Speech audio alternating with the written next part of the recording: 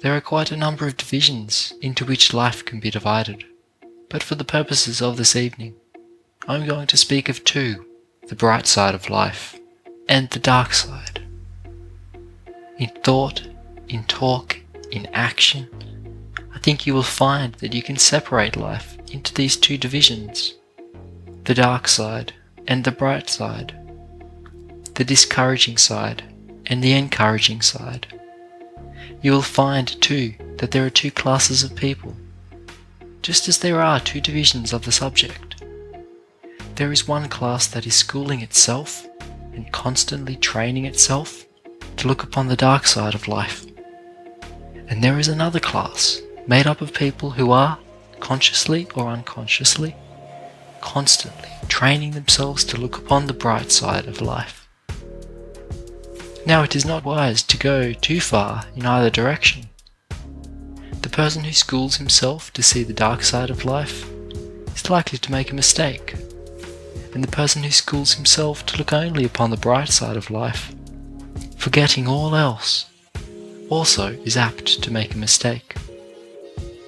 Notwithstanding this, I think I am right in saying that persons who accomplish the most in this world, those to whom on account of their helpfulness the world looks most for service, those who are most useful in every way, are those who are constantly seeing and appreciating the bright side as well as the dark side of life. You will sometimes find two persons who get up in the morning, perhaps a morning that is overcast with shadows, a damp, wet, rainy, uninviting morning, and one of these persons will speak of the morning as being gloomy, will speak of the mud puddles about the house, of the rain, and of all of the disagreeable features. The second person, the one who has schooled himself to see the brighter side of life, the beautiful things in life, will speak of the beauties that are in the raindrops and the freshness of the newly bathed flowers, shrubs and trees. Notwithstanding the gloomy and generally disconsolate appearance of things, he will find something attractive in the scene out of doors, and will discover something in the gloomy morning that will cheer him. Suppose that you see these two same persons eat their breakfast. Perhaps they will find out that the rolls are bad, but that the coffee is excellent.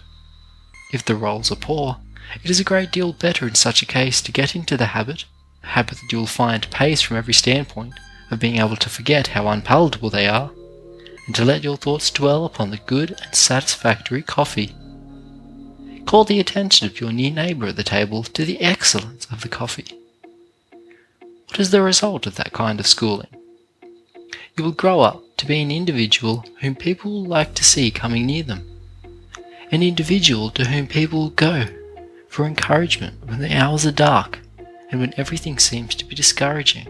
In just the same way, when you go into the classrooms to recite your lessons, do not dwell upon any mistakes that you may think you see the teacher make, or upon any weakness in the presentation of the lesson. All teachers make mistakes sometimes, and you may depend upon it that it is an excellent teacher and a person of fine character who, when he or she has made a mistake, says frankly and plainly, "I have made a mistake," or "I don't know." It takes a very good and a very bright teacher to say, "I don't know." No teacher knows everything about every subject. A good teacher will say frankly and clearly, "I don't know. I cannot answer that question." Let me tell you right here, too, that when you go out from here to become teachers yourselves, as a large proportion of you will go, whenever you get to a point where a student asks you a question which you are not able to answer, or asks you something about a subject on which you are not well informed, you will find it better to say frankly and honestly, "I am unable to answer your question." Your students will respect you a great deal more for your frankness and honesty. Education is not what a person is able to hold in his head, so much as it is what a person is able to find. I believe it was Daniel Webster who said that the truly educated man was not the one who had all the knowledge in his head, but the one who knew where to look for information upon any subject upon which at any time he might want information. Each individual who wishes to succeed must get that kind of discipline. He must get such training that he will know where to go and get facts, rather than try to train himself to hold all facts in his head.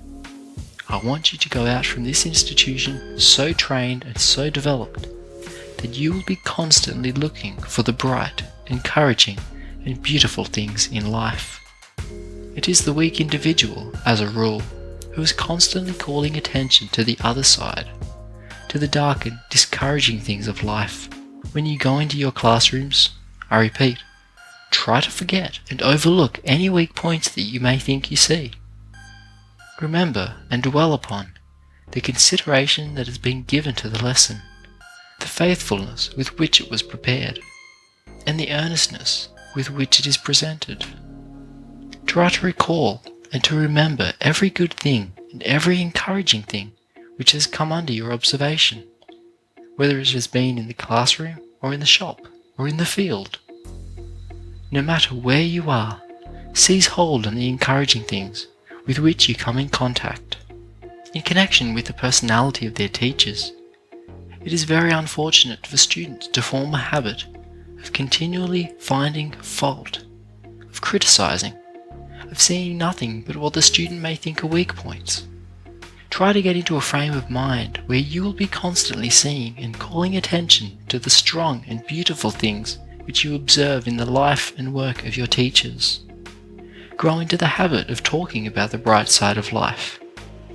When you meet a fellow student, a teacher, or anybody, or when you write letters home, get into the habit of calling attention to the bright things of life that you have seen, the things that are beautiful, the things that are charming. Just in proportion as you do this, you will find that you will not only influence yourself in the right direction, but that you will also influence others that way. It is a very bad habit to get into, that of being continually moody and discouraged, and of making the atmosphere uncomfortable for everybody who comes within 10 feet of you. There are some people who are so constantly looking on the dark side of life that they cannot see anything but that side. Everything that comes from their mouths is unpleasant, about this thing and that thing, and they make the whole atmosphere around them unpleasant for themselves and for everybody with whom they come in contact. Such persons are surely undesirable. Why, I have seen people coming up the road who caused me to feel like wanting to cross over on the other side of the way, so as not to meet them. I didn't want to hear their tales of misery and woe. I had heard those tales so many times that I didn't want to get into the atmosphere of the people who told them. It is often very easy to influence others in the wrong direction, and to grow into such a moody, fault-finding disposition that one not only is miserable and unhappy himself, but makes everyone with whom he comes in contact miserable and unhappy. The persons who live constantly in a fault-finding atmosphere, who see only the dark side of life, become negative characters. They are the people who never go forward. They never suggest a line of activity. They live simply on the negative side of life. Now, as students, you cannot afford to grow in that way. We want to send each one of you out from here, not as a negative force, but as a strong, positive, helpful force in the world. You will not accomplish the task which we expect of you if you go with a moody, discouraged, fault-finding disposition. To do the most that lies in you, you must go with a heart and head full of hope and faith in the world, believing that there is work for you to do, believing that you are the person to accomplish that work, and the one who is going to accomplish it. In 9 cases out of 10, the person who cultivates the habit of looking on the dark side of life is the little person, the miserable person, the one who is weak in mind, heart, and purpose. On the other hand, the person who cultivates the habit of looking on the bright side of life, and who calls attention to the beautiful and encouraging things in life, in 9 cases out of 10, is the strong individual, the one to whom the world goes for intelligent advice and support. I'm trying to get you to see, as students, the best things in life. Do not be satisfied with second-hand or third-hand things in life. Do not be satisfied until you have put yourselves into that atmosphere where you can seize and hold on to the very highest and most beautiful things that can be got out of life.